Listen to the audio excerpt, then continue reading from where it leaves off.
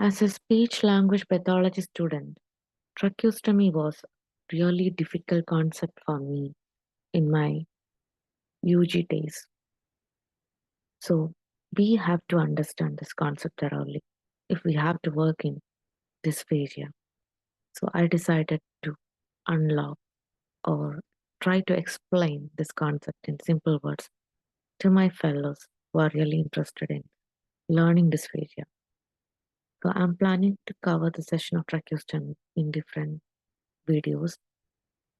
We need to understand the history of what we are doing, not to repeat anything that is not more required in our practice.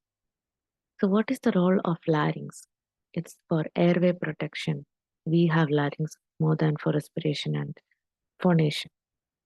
So we need to understand the structures that is there in your larynx. The cartilages are shown in this picture. The largest cartilage is thyroid, but the strongest one is cricoid. And you can see it followed by the tracheal rings.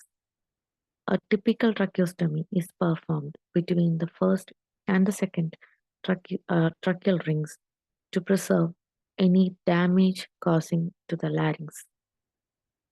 Basically, tracheostomy is said to be a ventilator in common terms. So a machine that is providing mechanical ventilation to you when you're physically unable to breathe or having a breathing insufficiency. These are also called as respirators. Mechanical ventilation can be provided in invasive and non-invasive methods.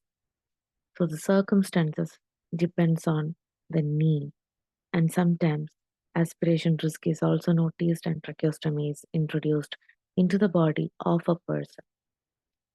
So basically what is positive pressure ventilation methods? They have two methods, invasive and non-invasive method. I would say tracheostomy is an invasive method of ventilation via cricothyrotomy or tracheostomy. So making incision between cricoid and trachea or incision between two tracheal rings. So that's how we see tracheostomy in a patient.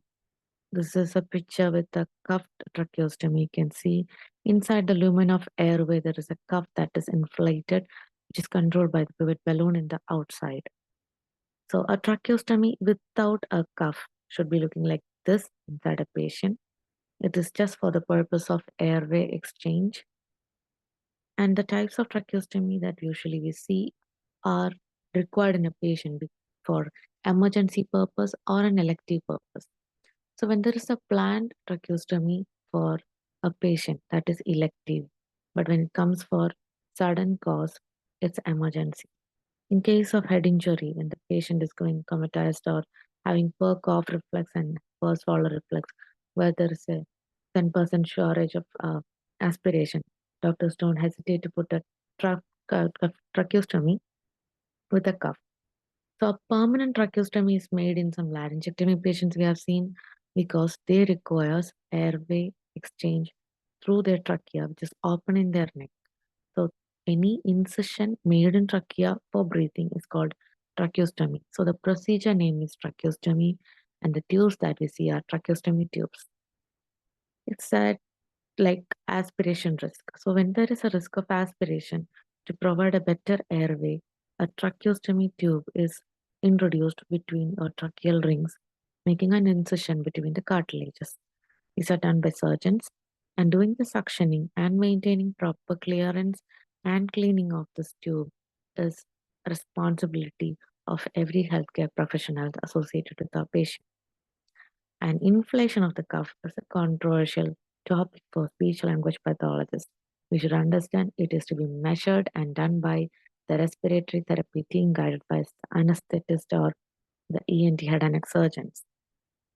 There are different types of tracheostomy tubes that we used to see.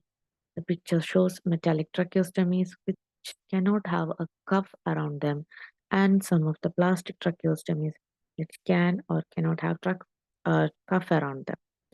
So for a basic tracheostomy, they should have a outer cannula, inner cannula, and an obturator to keep them inside the body.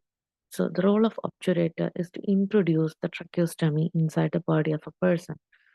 And cuffed tracheostomy is required when the patient is having anything other than air entering in their larynx. That's called aspiration.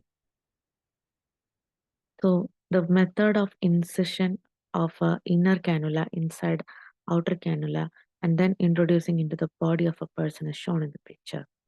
There can be accidental decannulation of the tracheostomy, and the patient will be able to speak but develop a distress. That time this tracheostoma can come out easily, tube projecting out and will not go in such cases when they're trying to clean sometime accidentally the flange, that is the neck plate that is attached with the outer cannula, can also move and make a different position.